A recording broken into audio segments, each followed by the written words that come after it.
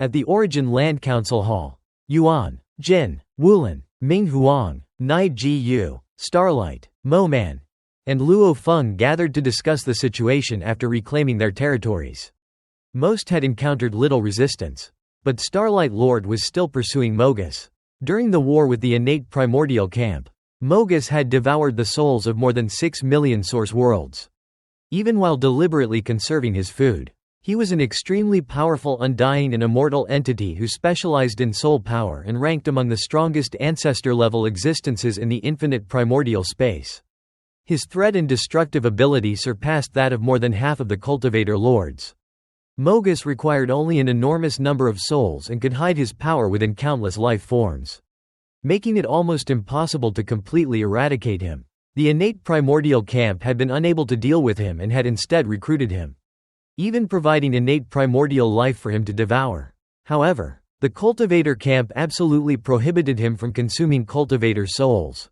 During the recent war, while Starlight's avatar was fighting the innate primordial camp, Mogus infiltrated the cultivator territory and devoured one source world after another. As soon as the war ended, Starlight began pursuing him across all space-time and dimensions. Since Starlight could observe the past and future, he was the only one capable of locating the countless traces of Mogus's hidden power. Starlight intended to destroy at least 99% of Mogus's power, forcing him into an extremely long recovery period. However, because Mogus was undying and immortal, completely eradicating him was nearly impossible unless every life form that could serve as one of his avatars was destroyed. Yuan explained that since Mogus's body was entirely composed of soul power, destroying 99% of him would make his recovery extremely slow. Before Starlight became a lord, the cultivator camp could only negotiate with Mogus, but now they finally had the strength to pursue and severely injure him. Mo Man then reported that the Lotus Prison Mountain Master had returned to his former territory and completely entrenched himself there. This region had once been known as the Lotus Prison Cluster, where the Lotus Prison Mountain Master and his kin had dominated an entire world group and freely consumed the origins of the source worlds. The cultivator camp had previously expelled them and established a space-time net across the 3,600 world groups to prevent ancestors from trespassing. Taking advantage of the war between the two great camps, the Lotus Prison Mountain Master had returned. Mo Man could suppress him but could not defeat him, so Yuan agreed to help. The Lotus Prison Mountain Master was comparable to the Infinite Ancestor and Silent Extinction Ancestor, and even the 7 cultivator lords had previously failed to kill him. When facing other lords, he could root himself in place and endure their attacks, but Yuan's formations greatly restricted his ability to borrow power from the primordial space, leaving him no choice but to flee. Jin then asked about Luo Feng's situation in the Blood Crane territory. Yuan explained that among the more than 200 ancestor-level entities in the infinite primordial space, strength varied greatly. Only a little over 30 could be considered truly powerful. Mogus could barely rank among the top 10, while the Lotus Prison Mountain Master was among the top 30. The 3 lords of the Blood Crane territory were far weaker, but Yuan warned that they should not be underestimated. The Blood Lord, Crane Lord, and Shadow Lord possessed extremely strong survival abilities. And when they joined forces within the Blood Crane territory's mysterious land, they could use the terrain to become even more troublesome than the Lotus Prison Mountain Master. Without the mysterious land, however, their strength was considerably weaker. When Ming Huang asked whether Luo Feng needed assistance, Luo Feng refused and revealed that he had a special connection with the Blood Crane territory and was confident that he could refine its mysterious land. The other lords were surprised, as even they desired to control a mysterious land. A mysterious land could provide additional power and greatly enhance a lord's strength within its boundaries. Among the 8 lords, only Yuan and Starlight currently controlled mysterious lands. Starlight explained that he had once discovered Time Star after comprehending a second primordial level Dao. It was the smallest known mysterious land, constantly drifting through different timelines and possessing an indestructible nature that enhanced some of his defensive abilities. Yuan explained that mysterious lands generally contained several types of highest-level powers, including powers that a lord might not personally specialize in, so refining one was always beneficial. Luo Feng estimated that refining the Blood Crane territory would take several epochs.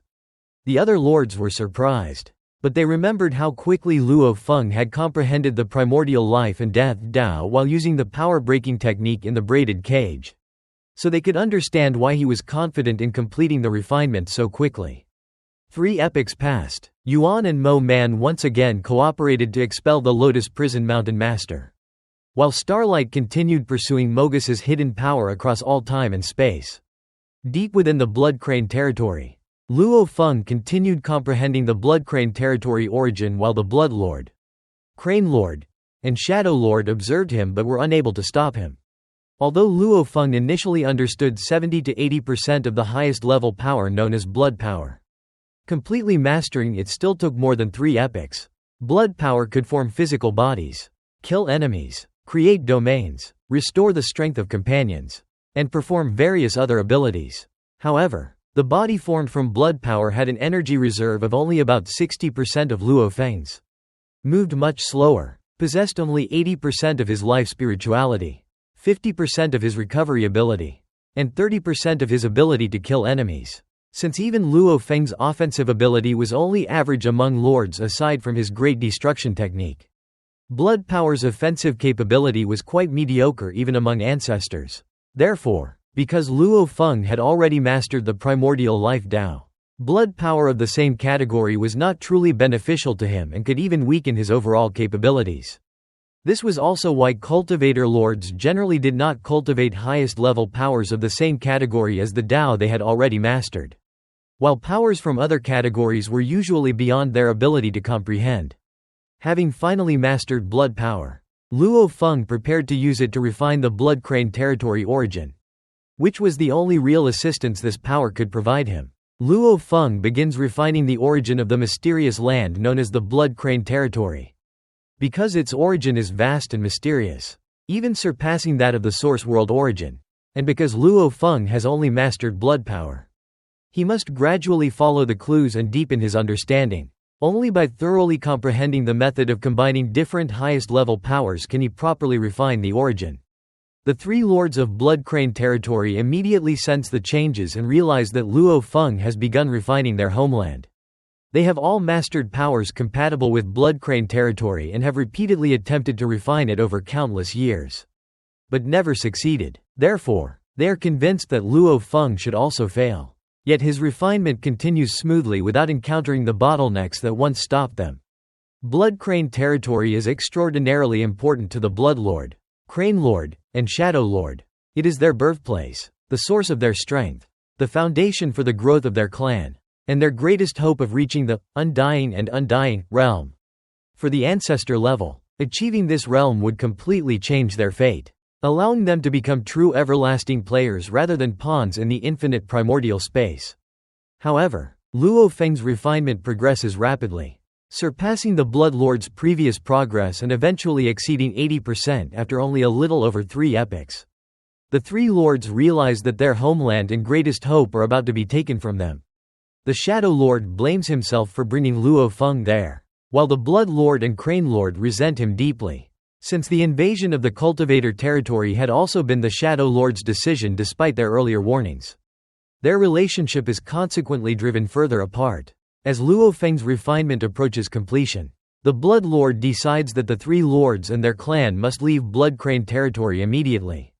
Once Luo Feng completely refines the origin, he will be able to control the entire mysterious land's power, making him stronger within its territory than the 3 lords combined and potentially preventing them from escaping. The 3 lords therefore begin evacuating their clan. They gather their world-level primordials and explain that Blood Crane territory is about to be refined by Luo Feng, leaving them no choice but to migrate. The clan members understand that remaining behind would mean becoming servants of Luo Feng and the cultivator camp. So they choose to leave with the 3 lords. The 3 lords also take many high-level primordial life forms with them. Although the vast endless blood sea contains too many scattered beings for them to save everyone, many forgotten high-level primordial life forms desperately beg to be taken along. But the 3 lords can only take a limited number while trying to avoid wasting time. As Luo Feng's refinement surpasses 90% and accelerates even further, the 3 lords finally flee the range of Blood Crane territory.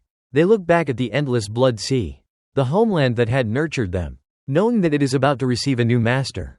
Crane Lord asks where they should go next, and the Blood Lord suggests temporarily residing in the Black River World Group before deciding whether to occupy another territory or join the innate primordial camp. The three lords then depart with their clan toward the distant Black River World Group. Meanwhile, the endless blood sea continues to surge violently as Luo Feng completes the refinement.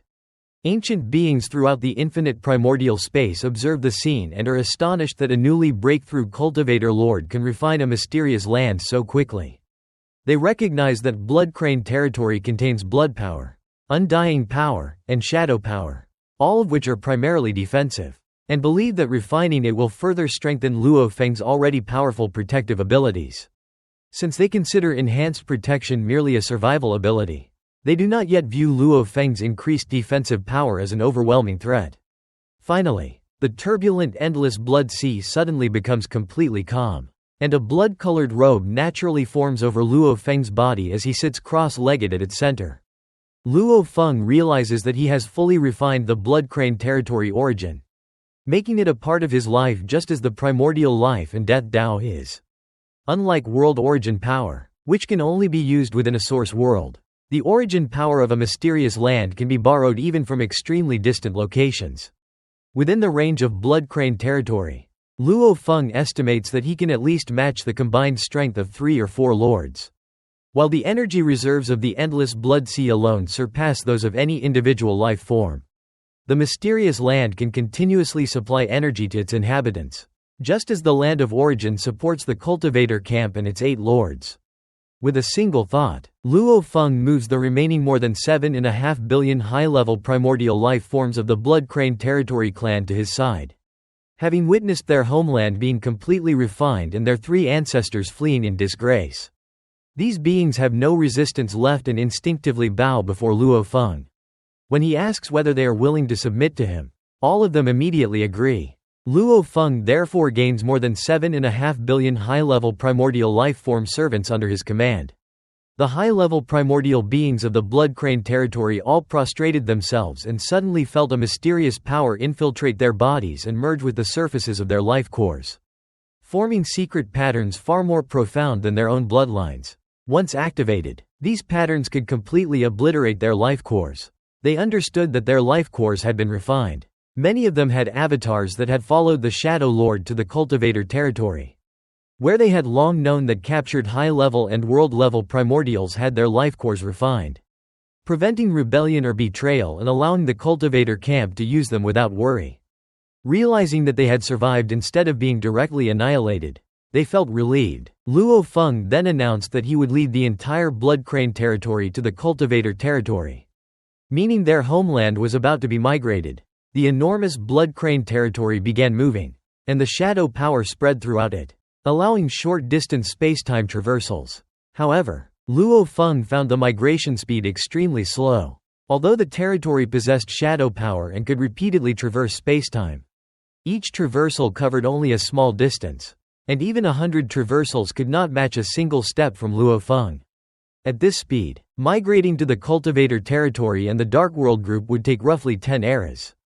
Despite Luo Feng himself needing only a little over 100 days to travel from the cultivator territory to the Blood Crane territory, Luo Feng knew that this was still fortunate, as some mysterious lands could not be moved at all. Time Star could drift across different timelines, while the Land of Eternity and Abyss of Destruction could not move. The Land of Origin and Blood Crane territory were relatively ordinary mysterious lands that could move, although extremely slowly. Luo Feng left an avatar behind to steer the Blood Crane territory while his main battle avatar departed immediately. The cultivator territory still had many affairs requiring his attention, and because the Blood Crane territory contained almost limitless energy, he could gather its power into his main battle avatar with a single thought.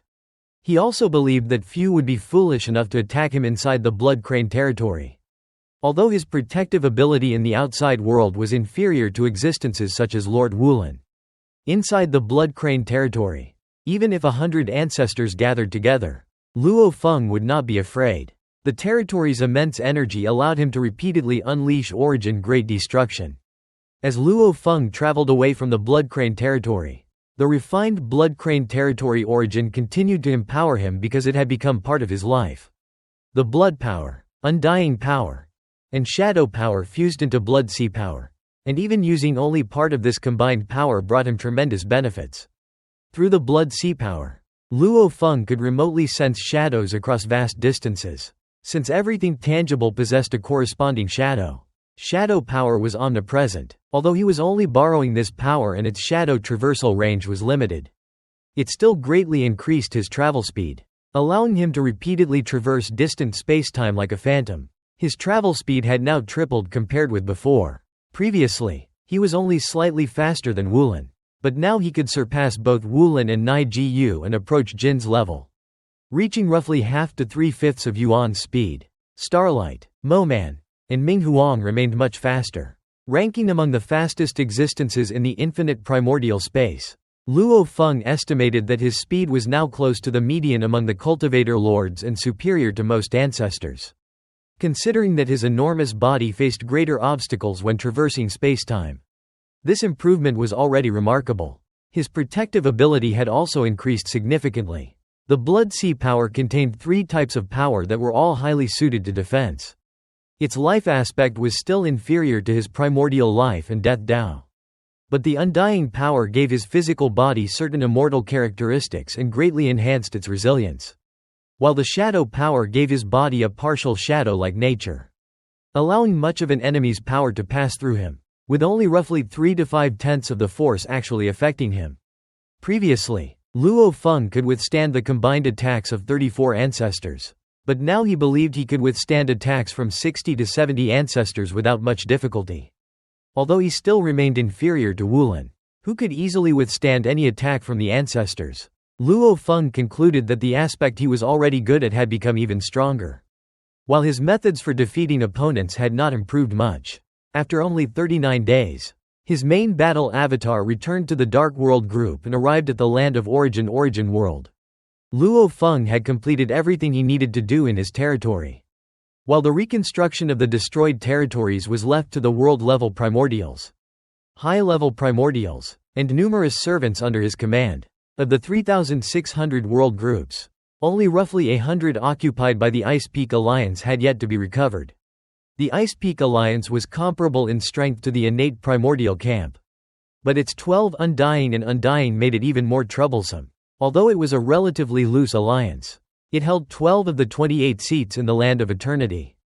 Unlike the ancestors of the innate primordial camp, who feared death, the Ice Peak Alliance was not afraid of death. Luo Feng therefore believed that negotiations would be the best solution.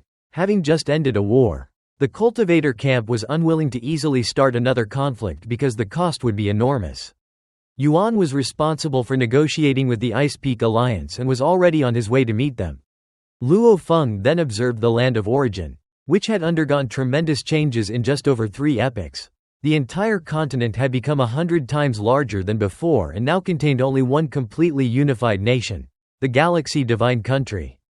Its reputation had spread throughout the Land of Origin and even influenced the 10,000 primordial universes. In the past, the primordial cosmos region had been unable to discuss much information about the Land of Origin.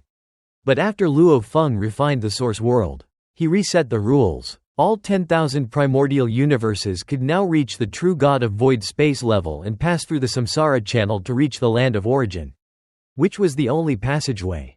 The core of the Galaxy Divine Country was Galaxy Capital City, a massive city formed by merging Huyang City with Galaxy Capital and then expanding it enormously. Its scale was comparable to that of a primal chaos prefecture, attracting various factions that wanted to establish roots there and remain close to Lord Luo Feng. The Galaxy Divine Country was jointly governed by 3 factions, with the highest authority belonging to the 9 great governors: Shu Xin, Luo Ping, Shimo, Primordial Ancestor, Primal Chaos City Lord, Giant Axe, Morosa, Mountain Sitting Guest, and Emperor Chu. The position originally intended for Luo Hai was eventually taken by Shimo after Luo Hai declined because he considered the responsibilities too burdensome. Shimo was one of the lives Luo Feng had created among many tribes and possessed considerable influence within Luo Feng's faction. The position of Giant Axe had also been contested, as both Hong and Zhenyan possessed strong qualifications and influence. However, Hong, as Luo Feng's elder brother, supported Giant Axe, while Zhenyan, Luo Feng's teacher, also respected and admired Giant Axe and strongly supported him. With his great influence within the higher levels of the primordial universe human clan, Giant Axe ultimately became one of the 9 highest governors. Although the 9 governors were not necessarily the strongest individuals, they each possessed a governor order personally refined by Luo Feng. These orders could protect their physical bodies and souls and grant them strength at the Divine Emperor Ultimate Realm, allowing them to handle any danger under the power restrictions of the land of origin. Beneath the 9 governors were 72 vice-governors, forming a total of 81 individuals personally reviewed and confirmed by Luo Feng. Luo Feng did not personally interfere with the levels below them. Galaxy Capital City contained the cave mansions of many godly kings and divine emperors, along with larger cave mansions for the vice-governors and governors. At the center of the city stood Lord Luo Feng's cave mansion. After returning from the Blood Crane territory half an era earlier, Luo Feng had created a complete inheritance known as the Primordial Life and Death Tao, containing chapters such as Spiritual Fire, Immortal Body, Primordial Force, and Life Origin, and extending from the most basic Divine King stage all the way to the Lord level. The other 7 lords had also left their inheritances in the land of origin, allowing other lords to freely study them. However, inheritances could only provide knowledge and could not truly be learned directly, because every individual's spiritual will and path were different. For example, although Luo Feng's primordial blade path and Jin's primordial destruction path both focused on destruction, their spiritual wills and cultivation paths were completely different and even incompatible in many aspects. Jin had once been extremely enthusiastic toward Luo Feng when they first became lords. But after sensing Luo Feng's hostility toward tribulation cultivators, Jin became less enthusiastic and never again mentioned jointly venturing into the abyss of destruction. Yuan then transmitted to Luo Feng that he had seen the inheritance placed in the land of origin and would thoroughly study it once the territory had been completely subdued. Luo Feng explained that he had been busy refining the Blood Crane territory and had only recently completed the inheritance. Then asked whether Yuan had visited the Ice Peak Alliance. Yuan replied that he was currently on his way there. Luo Feng understood the situation and hoped that the negotiations would proceed smoothly, allowing the cultivator territory to be peacefully reclaimed. Yuan arrives at the fallen territories and becomes furious upon seeing that more than 100 world groups have been plundered and many source world origins devoured. Throughout his long life, he has devoted himself to the cultivator camp and contributed the most to nurturing young cultivators. So he cannot accept the destruction of their territories. He understands that the Ice Peak camp and the innate primordial camp both need to plunder vast resources and often devour source world origins, making them natural enemies of lifeforms born from source worlds. Yuan believes that only by becoming powerful enough can the cultivator camp deter all forces from devouring source world origins. With Luo Feng, the 8th lord who has mastered the power-breaking technique, and the possibility of a 9th lord emerging in the future, Yuan believes the cultivator camp will become even stronger. Yuan then travels directly to meet the Wugu ancestor, one of the 12 undying and undying beings of the Ice Peak camp and one of its 5 strongest members. Wugu ancestor welcomes him and explains that the Ice Peak ancestor has already convened the highest level meeting to discuss the matter. Soon, all 12 undying and undying beings of the Ice Peak camp gather through incarnations, demonstrating how seriously they regard the cultivator camp. The Ice Peak ancestor, whose strength is comparable to Yuan's, personally greets him. Yuan and the Ice Peak ancestor had once shared a close friendship, dating back to the time when the cultivator camp had only Yuan as its sole lord. The Ice Peak ancestor later established the Ice Peak camp and invited Yuan to join, but Yuan declined without damaging their friendship. As the cultivator camp continued to grow stronger, however, their relationship gradually changed. Yuan also meets Sha Zhou, once widely regarded as the strongest being in the entire infinite primordial space. Sha Zhou is solitary and has very few friends, with the Ice Peak ancestor being her closest friend and Yuan considered another close friend. After the Ice Peak camp was founded, Sha Zhou joined it, greatly increasing its influence. Later, the Starlight Lord emerged and mastered 2 primordial level paths, becoming widely regarded as the strongest existing being, although some still considered Sha Zhou superior. Yuan asks Sha Zhou how the Ice Peak camp's occupation of more than 100 world groups should be handled. But she considers the matter insignificant and tells him to discuss it with the Ice Peak ancestor.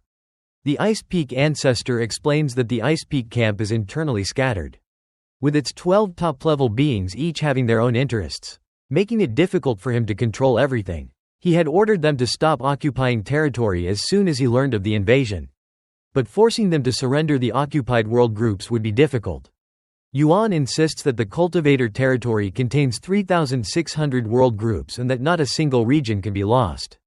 Since the cultivator camp has already reclaimed all other invaded territories, the remaining 100+ world groups occupied by the Ice Peak camp are the only territories still missing. Yuan warns that the cultivator lords will use the space-time net to hunt down all enemies within their territory. 3 identical figures immediately rise in anger and defend their occupation. They are the 3 emperors of Wind and Thunder Sea, also known as the 3 thieves of Wind and Thunder Sea, who occupied nearly half of the seized world groups. Although they are weak among ancestor-level beings, they possess the highest power characteristic and are therefore undying and undying. Yuan mocks them as thieves, pointing out that without the support of the Ice Peak camp, they would never have dared to occupy the cultivator territory. He further reminds them that Lord Mo Man once destroyed all 3 of their bodies in a single attack and seized their weapons and treasures. Although the 3 later regained their strength, the Ice Peak camp's top-level beings argue that the dispute concerns only 100+ world groups and should not damage their alliance. The Ice Peak ancestor eventually proposes a compromise, because the 2 camps are allies and the innate primordial camp is their greatest common enemy. The Ice Peak camp will return more than half of the occupied territories but retain 60 world groups, which he claims he can appease the others into keeping. Yuan refuses completely, declaring that not a single world group can be missing from the cultivator territory. He states that if the Ice Peak camp insists on occupying them, the cultivator camp will officially go to war. The 12 undying and undying beings are shocked by this declaration. The Ice Peak ancestor warns Yuan to think carefully, but Yuan tells him not to call him brother anymore, declaring that those occupying the cultivator territory are no longer qualified to be his brothers. The Ice Peak ancestor also becomes cold and states that the Ice Peak camp will not fear a war between undying and undying beings. Yuan accepts the challenge and warns that once war begins, the battlefield will not be limited to the fallen territory. All territories belonging to the Ice Peak camp will become targets of the cultivator camp, and anyone who invades their territory must be prepared for a counter-invasion. After Yuan leaves, the hall falls silent as the 12 undying and undying beings consider whether they truly want war.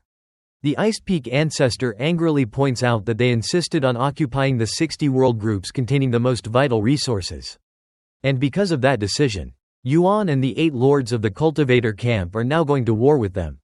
The cultivator territory's Mingyu world groups is the absolute territory of the cultivator lord Ming Huang, and the entire world group operates according to her will. At the core lies Ming Huang Holy Land, where cultivators must possess sufficient strength or merit to enter. Those with little merit need extraordinary strength, while those with great merit may enter even if their strength is lower. However, anyone burdened by grave sin will be punished regardless of their power and will lose the qualification to receive the Lord's teachings.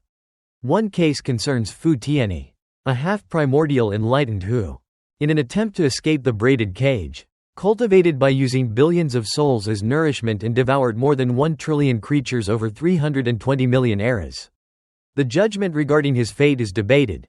Some suggest eternal wind punishment in the wind punishment land, where he would suffer endless torment while mining within a dangerous mine, while others believe his crimes warrant execution. After 9 judges vote, 6 support the death penalty and 3 support endless wind punishment. So Fu Tianyi is sentenced to death. A world-level primordial then uses Fu Tianyi's weapon as a medium to trace his causal connection and locate him hiding within the source world. Through memory pollution, the world-level primordial directly attacks Fu Tianyi's soul, causing it to twist, collapse, and be completely annihilated. Within Ming Huang Holy Land, Ming Huang personally establishes the rules and normally allows her followers to punish sinners according to the severity of their crimes, making direct executions by world-level primordial beings extremely rare. At the same time, Ming Huang is attempting to comprehend a second primordial level path. Her primordial thunder path consists mainly of thunder with a smaller portion of water. But she hopes to create a complete primordial water path. Although progress is extremely slow and difficult because the water path does not align with her natural disposition. She refuses to give up as long as she continues making progress. Other lords are also attempting to create second primordial level paths, but their progress is similarly difficult because their first paths align more closely with their natures. Luo Feng has an advantage in comprehending the primordial life and death Tao because his nature emphasizes life, allowing him to cultivate smoothly and even master the power-breaking technique. However, the primordial blade path focuses on destruction, which is less aligned with his nature, making the complete path extremely difficult to comprehend despite his profound understanding and lord-level insights. While Ming Huang is struggling with the water path, Yuan informs her that negotiations have failed and that war with the Ice Peak camp is about to begin. Ming Huang immediately becomes excited, as she has never feared battle and finds fighting far easier than cultivation. Jin, meanwhile, enjoys the struggle for survival within his absolute territory, where countless races compete in life and death battles. He believes that under the threat of death, life displays its most brilliant qualities, while excessive comfort only produces useless individuals. Although Jin follows the principle of survival of the fittest, he disagrees with Luo Feng's hostility toward tribulation cultivators, believing that those capable of becoming an eternal tribulation to a source world have demonstrated exceptional abilities.